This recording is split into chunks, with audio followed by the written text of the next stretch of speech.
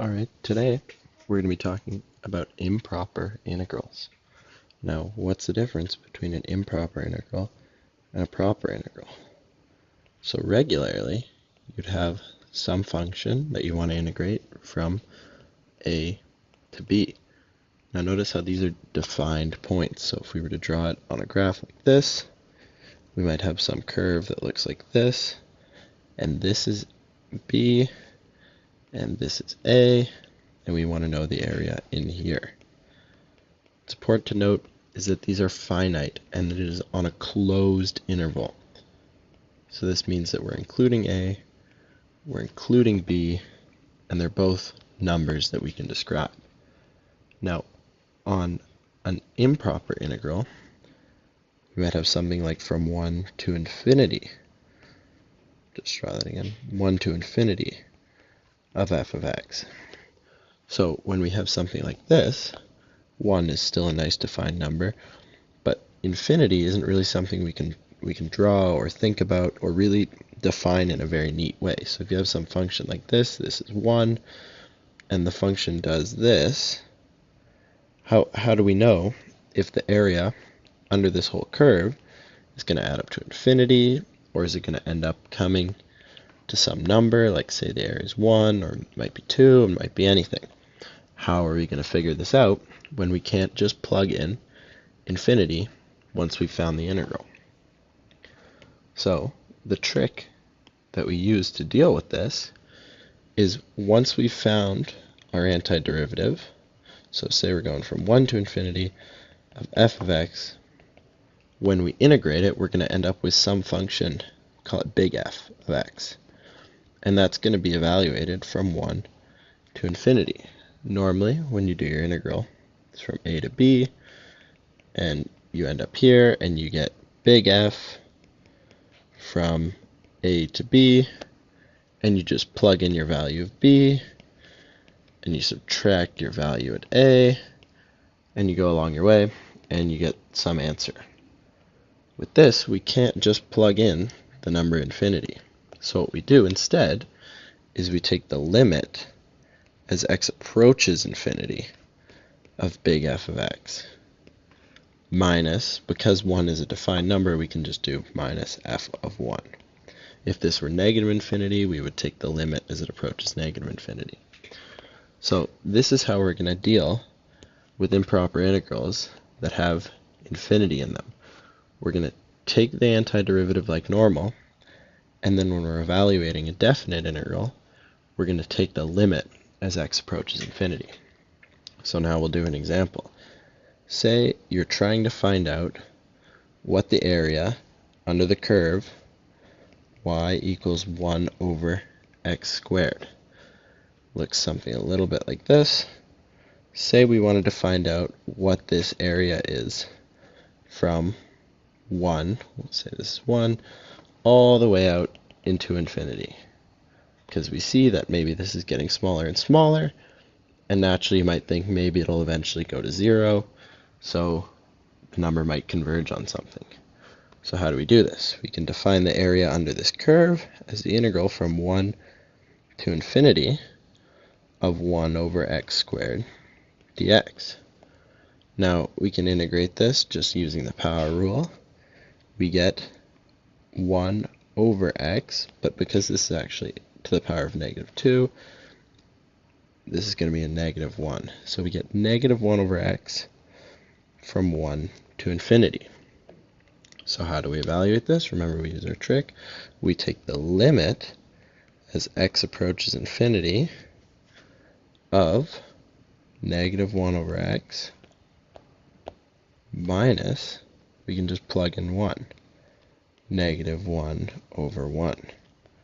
So as x approaches infinity, this number is going to get bigger and bigger, and so this whole thing is going to become 0. So we get 0 minus negative 1. If you subtract a negative, you just get 1. So the area under this curve, 1 over x squared, from 1 to infinity, is just going to be equal to 1. And notice how if we didn't know this, we wouldn't have been able to plug in infinity, and we wouldn't have had a defined point to calculate the area under. Now, we're going to go through another bit trickier example now. Say we wanted to know the area under the curve defined by y is equal to ln of x divided by x squared. So this is a pretty tricky function. It's hard to know off the top of our head what it's going to look like, so it's kind of hard to draw, but we can take the integral to find the area under the curve. So we know the area is going to be the integral from 1 to infinity of ln of x divided by x squared dx.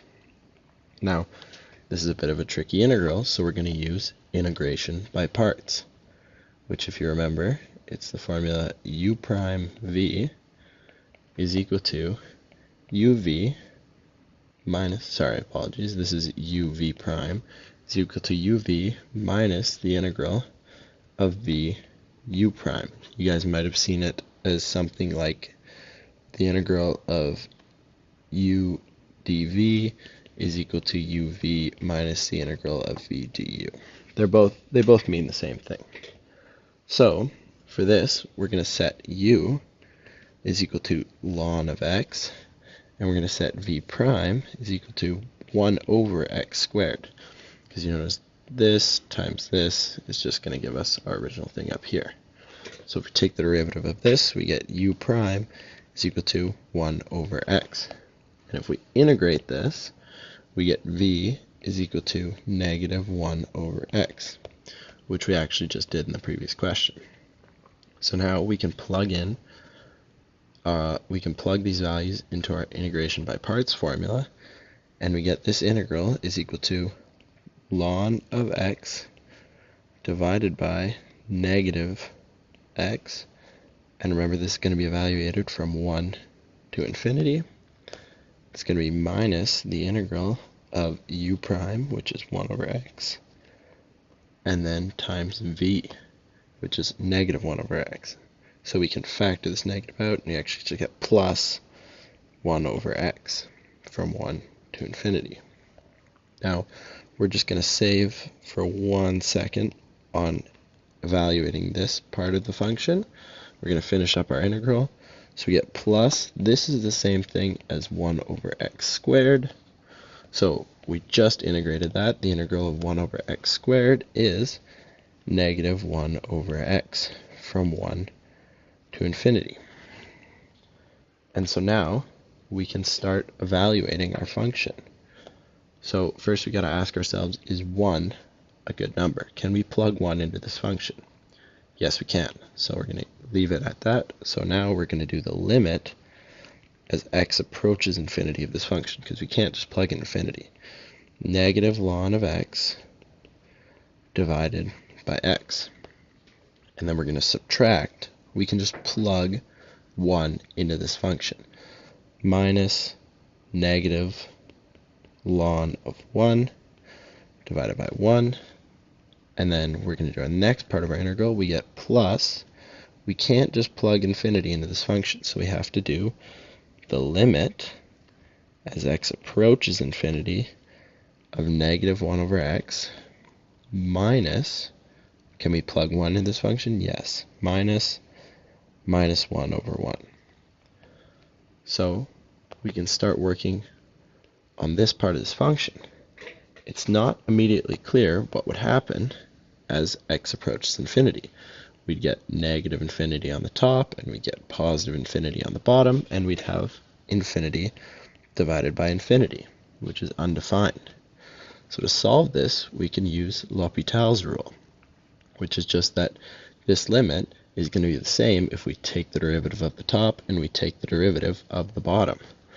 So now we get the limit as x approaches infinity of the derivative of negative ln x is negative 1 over x divided by the derivative of x is just 1. So we get the limit as x approaches infinity of negative 1 over x divided by 1 minus this definite part of it. Ln of 1 is just 0, so we get minus 0. And then we get plus the limit as x approaches infinity of negative 1 over x. This value is going to keep getting bigger and bigger, so the whole fraction is going to keep getting smaller. So this becomes 0 minus negative 1, which is just going to be 1, so plus 1.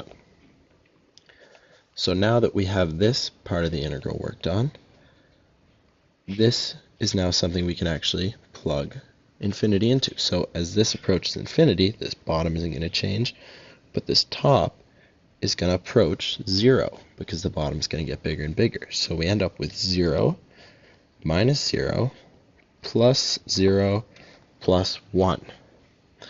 So this is just going to give us our final value of 1. So in summary, the integral from 1 to infinity of ln of x divided by x squared is actually just going to end up giving us 1. And so this is a quick tutorial on improper integrals. We gave an example, and then we worked through a bit of a trickier example. So there you go. That's how you deal with improper integrals.